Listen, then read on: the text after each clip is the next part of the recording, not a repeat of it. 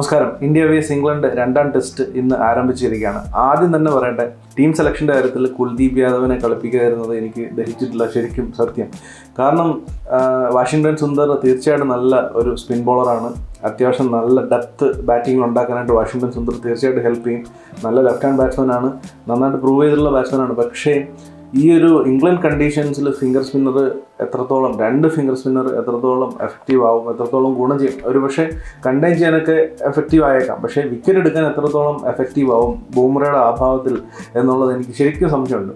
അതുകൊണ്ട് തന്നെ എനിക്ക് ആ കുൽദീപ് യാദവിനെ കളിപ്പിക്കാതിരുന്ന ഒരു പാർട്ട് ഒഴിച്ചാൽ ബാക്കിയെല്ലാം ഞാൻ പ്രതീക്ഷിച്ച പോലെ തന്നെ വന്നു. കരുൺ നായരിനെ നമ്പർ 3 ഇറക്കി, അതുപോലെ തന്നെ താക്കൂറിന് പകരം നമ്മുടെ റെഡ്ഡി ടീമിലേക്ക് വന്നു. So everything was fine.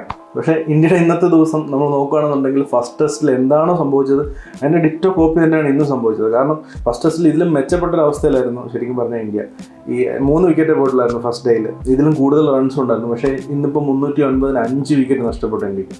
മൊത്തത്തിൽ ഇപ്പോൾ കമൻറ്റേറ്റേഴ്സ് ആയാലും ഒരു കളി കഴിഞ്ഞതിന് ശേഷം പൊതുവെയുള്ള അഭിപ്രായം ഇന്ത്യ നല്ല പൊസിഷനിലാണെന്നുള്ളതാണ്. പക്ഷേ ഇതിലും നല്ല പൊസിഷനിലാണെന്നായിരുന്നു ഫസ്റ്റ് ടെസ്റ്റിൽ. പക്ഷേ ഇംഗ്ലണ്ട്, എൻ്റെ ഒരു അഭിപ്രായത്തിൽ ഇംഗ്ലണ്ട് അവരുടെ ജോലി കൃത്യമായിട്ട് ചെയ്തു. അവർ ഫസ്റ്റ് ഡേയിൽ അവർക്ക് എന്താണോ വേണ്ടത് അവർ ചെയ്തിട്ട് പോയിട്ടുണ്ട്. India individual performance, yes, Shubman Gill super batting ആയിരുന്നു, സൂപ്പർ, ഒരു രക്ഷയില്ല, ക്ലാസിക് ബാറ്റിംഗ്. അതായത് ഓരോ ബോളേഴ്സിനനുസരിച്ച് സ്റ്റാൻസ് ഒക്കെ ചേഞ്ച് ചെയ്ത് നല്ല വെൽ പ്രിപ്പയർഡ് ആയിട്ട് വന്നിട്ട് കളിച്ച് ഷോട്ട്സ് എല്ലാം സൂപ്പറായിരുന്നു. അതുപോലെ തന്നെ ജയ്സ്വാൾ സൂപ്പറായിട്ട് ബാറ്റ് ചെയ്തു. എന്നത്തെയും പോലെ ഇംഗ്ലണ്ടിൻ്റെ ആയിട്ട് പെർഫോമൻസ് വന്നു. കഴിഞ്ഞ 12 ഇന്നിങ്സിൽ എനിക്ക് തോന്നുന്നു 7 ഇന്നിങ്സിലും 50+ റണ്ണ് സ്കോർ ചെയ്തു. എക്സലൻറ്റ് ബാറ്റിംഗ് ആയിരുന്നു ജയ്സ്വാളും. എനിക്ക് പക്ഷേ പേഴ്സണലി ഇവർ രണ്ടുപേരെക്കാട്ടിലും എനിക്ക് ഇഷ്ടപ്പെട്ടത് ജഡേജയുടെ ബാറ്റിംഗ് ആയിരുന്നു. ഒരു രക്ഷയില്ല, 40 റണ്ണെന്തോ അടിച്ചുള്ളൂ. പക്ഷേ ബാക്ക് ഫുട്ടിലുള്ള ഒരു ഡ്രൈവൊക്കെ അടിച്ചു.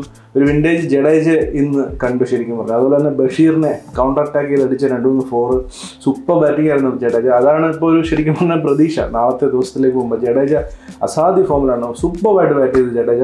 ഗില്ലിന് കറക്റ്റായിട്ടുള്ള ഒരു സപ്പോർട്ട് കൊടുത്തു. അതാണ് ഇന്ത്യയെ സംബന്ധിച്ചൊരു പ്രതീക്ഷ. പക്ഷേ ബൂമ്രയുടെ അഭാവത്തിലുള്ള ഒരു ഇന്ത്യൻ ടീമിന് ഇപ്പോൾ കഴിഞ്ഞ പ്രാവശ്യത്തെ പോലെ ഇപ്പോൾ നാളത്തെ ദിവസം സ്റ്റാർട്ട് ചെയ്യുമ്പോൾ ഒരു 2 വിക്കറ്റും കൂടെ പോയി കഴിഞ്ഞാൽ നേരെ ഇന്ത്യയുടെ ടെയിലിലേക്ക് എത്തിയാൽ എന്താ സംഭവിക്കുന്നതെന്ന് നമുക്കറിയാമല്ലോ. കഴിഞ്ഞ ഫസ്റ്റ് ടെസ്റ്റിൽ 2 ഇന്നിങ്സിൽ എന്താ സംഭവിക്കുന്നത്. അങ്ങനെ ഒരിക്കൽ കൂടെ ഒരു കൊളാപ്സ് എന്ന് പറഞ്ഞൊരു സംഭവത്തിലേക്ക് ഇന്ത്യ പോവുകയാണെന്നുണ്ടെങ്കിൽ ഇന്ത്യക്ക് വളരെ ബുദ്ധിമുട്ട്. കാരണം നാളത്തെ ദിവസം ഇന്ത്യ നന്നായിട്ട് ബാറ്റ് ചെയ്തിട്ട് സെക്കൻഡ് ഇന്നിങ്സിലും ഇന്ത്യ നന്നായിട്ട് ബാറ്റ് ചെയ്യുകയാണെങ്കിൽ പോലും ഇന്ത്യക്ക് ഈ ഒരു ടെസ്റ്റിൽ ഡ്രോയെ ഞാൻ പ്രതീക്ഷിക്കുന്നുള്ളൂ. ഒരു വിന്നെന്ന് പറയുന്നത് ഞാൻ പ്രതീക്ഷിക്കുന്നില്ല. എല്ലാന്നുണ്ടെങ്കിൽ ആകാശ്ദീപ് മിറാക്കിൾസ് ചെയ്യണം, അല്ലെങ്കിൽ വാഷിംഗ്ടൺ സുന്ദറോ അല്ലെങ്കിൽ സിറാജോ, കഴിഞ്ഞ ടെസ്റ്റിൽ വിപരീതമായിട്ട് സിറാജോ ഒക്കെ മിറാക്കിൾസ് സംഭവിക്കണം അവരുടെ ബോളിങ്ങിൽ. ഇല്ലാതെ ഞാൻ പ്രതീക്ഷ കാണുന്നില്ല. ഇംഗ്ലണ്ടിൻ്റെ 20 വിക്കറ്റ് ഈ ഒരു ബോളിംഗ് ലൈനപ്പിന് കുറച്ച് ഡിഫെൻസീവ് ആയതുപോലെയാണ് എനിക്ക് തോന്നുന്നത് വാഷിംഗ്ടൺ സുന്ദറിനെ കളിപ്പിച്ചത്.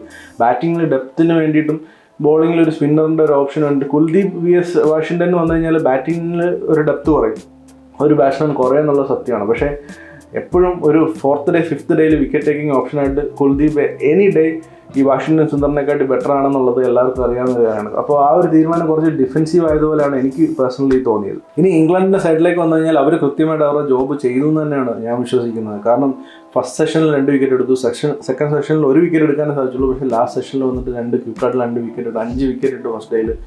ഒരു ബാറ്റിംഗ് വെന്യൂ ആണ്, നന്നായിട്ട് സ്കോർ വരുന്ന ഒരു വെന്യൂ ആണ്. അപ്പോൾ സ്വാഭാവികമായിട്ടും ഒരു 400 റണ്ണിനകത്തൊക്കെ ഇന്ത്യയെ പിടിച്ചു കെട്ടാൻ, അല്ലെങ്കിൽ 450-നകത്ത് ഇന്ത്യയെ പിടിച്ചു കെട്ടാൻ സാധിച്ചാൽ പോലും ഇംഗ്ലണ്ടിനെ സംബന്ധിച്ച് വളരെ നല്ലതാണ്. കാരണം അവരുടെ ബാറ്റിംഗ് ലൈനപ്പ് അത്ര സ്ട്രോങ് ആണ്. ഇന്ത്യയുടെ ഇപ്പോൾ ബൂമ്രയുടെ ഇല്ലാത്തൊരു അവസരത്തിൽ കുറച്ചും കൂടെ അവർക്ക് അഡ്വാൻറ്റേജ് ആവും എന്നുള്ളതാണ്. സോ അവരെ സംബന്ധിച്ച് ഈ ഒരു ഡേ പോസിറ്റീവ് തന്നെയാണ്. എൻ്റെ അടുത്ത് ചോദിക്കുകയാണെന്നുണ്ടെങ്കിൽ ഇന്നത്തെ ദിവസം ആർക്കാണെന്ന് ചോദിച്ചാൽ ഇന്നത്തെ ദിവസം എഡ്ജ് കൂടുതൽ ഇംഗ്ലണ്ടിന് തന്നെയാണ്. ഇനി ഇന്നത്തെ ദിവസം വിക്കറ്റിലേക്ക് വന്നു കഴിഞ്ഞാൽ KL രാഹുൽ അവർ എക്സ്ട്രാ ബൗൺസിൽ വീണു. ക്രിസ് വോക്സ് സൂപ്പറായിട്ട് ബോൾ ചെയ്തിരുന്നു. ഇന്ന് ഒരു കഴിഞ്ഞ ടെസ്റ്റിൽ കണ്ടൊരു ബോളറല്ലായിരുന്നു, കൃത്യതയായിരുന്നു, കറക്റ്റായിട്ട് ബോൾ ചെയ്തു. KL രാഹുലിനെ കറക്റ്റായിട്ട് സെറ്റപ്പ് ചെയ്തു. അതായത് ഒരു റൂമും കൊടുക്കാതെ വിക്കറ്റ് ബോൾ ചെയ്ത് KL രാഹുലിനെ കൊണ്ട് കളിപ്പിച്ച് ആ ഒരു വിക്കറ്റ് എടുക്കുമായിരുന്നു. അതിനുശേഷം പിന്നീട് കരുൺ നായർ സൂപ്പറായിട്ട് ബാറ്റ് ചെയ്ത് പോസിറ്റീവായിട്ടുള്ളൊരു ബാറ്റിംഗ് ആയിരുന്നു. കരുൺ നായരും ജയ്സ്വാലും കൂടെ നല്ലൊരു പാർട്ട്ണർഷിപ്പും ബിൽഡ് ചെയ്തതാണ്. പക്ഷേ നിർഭാഗ്യവശാൽ ഒരു എക്സ്ട്രാ ബൗൺസ്, സീമിലിൻ്റെ എക്സ്ട്രാ ബൗൺസിൽ കരുൺ നായറിന് വീണ്ടും ഒരു ഡിസപ്പോയിൻറ്റിംഗ് ഡേ. സെക്കൻഡ് സെഷനിൽ ജയ്സ്വാലിൻ്റെ വിക്കറ്റ് കുറച്ച് കാഷ്വൽ ആയിരുന്നു, കുറച്ച് ഈസി ആക്കി ജയ്സ്വാൽ. ഓഫ് സ്റ്റമ്പിന് വെളിയിൽ വന്ന ബോൾ ഫുട് വർക്ക് തീരെയില്ലായിരുന്നു. ഒരു കട്ടിന് ശ്രമിച്ചിട്ട് ഔട്ടായി. ബെൻ സ്റ്റോക്ക് സൂപ്പറായിട്ട് നന്നായിട്ട് ബോൾ ചെയ്തൊരു ബോളാണ്. നല്ല വേരിയേഷൻസ് ഒക്കെ ആയിട്ട് ബെൻ സ്റ്റോക്സിൽ നിന്ന് സൂപ്പറായിട്ട് ബോൾ ചെയ്തു. അതിനുള്ളൊരു റിവാർഡ് സെക്കൻഡ് സെഷനിൽ ബെൻ സ്റ്റോക്സിന് കിട്ടി. പിന്നീട് തേർഡ് സെക്ഷനിലേക്ക് വന്നു കഴിഞ്ഞാൽ പന്ത് കഴിഞ്ഞ ടെസ്റ്റിൽ അതേപോലെ തന്നെ ഒരു അൺവാണ്ടഡ് ഷോട്ട് കളിച്ചിട്ട് ഷോട്ട് സെലക്ഷൻ വളരെ മോശമായിരുന്നു. അങ്ങനെ ഔട്ടായി. നിതീഷ് കുമാർ റെഡ്ഡിയുടെ വിക്കറ്റ് നിർഭാഗ്യം എന്ന് തന്നെ പറയേണ്ടി വരും. കാരണം അത് ഒരു പുറത്തേക്ക് പോകുന്ന പ്രതീക്ഷ ലീവ് ചെയ്തതാണ്. നിർഭാഗ്യവശാൽ അത് ഒരുപാട് അകത്തേക്ക് വന്ന് ബൗൾഡായി.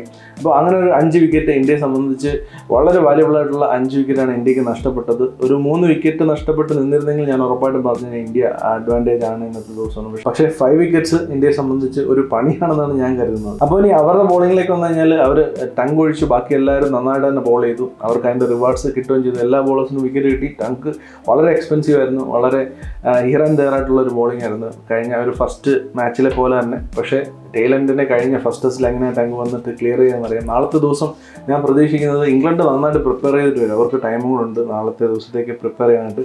പിന്നെ വീണ്ടും കുൽദീപിലേക്ക് വന്നു കഴിഞ്ഞാൽ കുൽദീപിനെ എടുക്കണമെന്നുള്ളത് നമ്മുടെ അഭിപ്രായം പറയുന്നുള്ളൂ. അവർ കോച്ചസ് ആൻഡ് സ്റ്റാഫ്സ് അവർക്കറിയാം അവരുടെ ഒരു ബെസ്റ്റ് കോമ്പിനേഷനാണ് അവർ സെലക്ട് ചെയ്തിരിക്കുന്നത്. പക്ഷേ അത് വർക്കൗട്ട് ആവുമോ എന്നുള്ളത് നമുക്ക് കണ്ടു തന്നെ അറിയേണ്ട കാര്യമാണ്. ഇംഗ്ലീഷ് വിക്കറ്റിൽ വാഷിംഗ്ടൺ സുന്ദരൻ, ജഡേജ സ്പിൻ രണ്ടുപേരും എന്ത് ചെയ്യും? നിതീഷ് കുമാർ റെഡ്ഡിക്ക് എന്തെങ്കിലും കോൺട്രിബ്യൂട്ട് ചെയ്യാൻ പറ്റുമോ? ഈ 3 പേരും ഒരു ആവറേജ് ആയി പോയി കഴിഞ്ഞാൽ ബുംറകളില്ലാത്ത സ്ഥിതിക്ക് ഇന്ത്യയുടെ ബോളിങ് 3 പേസ് ബോളേഴ്സിൽ ഡിപ്പെൻഡ് ചെയ്തിരിക്കും. ഹർഷ്ദീപ് സിങ്ങിനെ കളിപ്പിക്കാതിരുന്നതും വളരെ മോശമായിപ്പോയി എന്ന് എനിക്ക് തോന്നി. ഹർഷ്ദീപ് സിങ്ങിനെ തീർച്ചയായിട്ടും കളിപ്പിക്കേണ്ടതായിരുന്നു.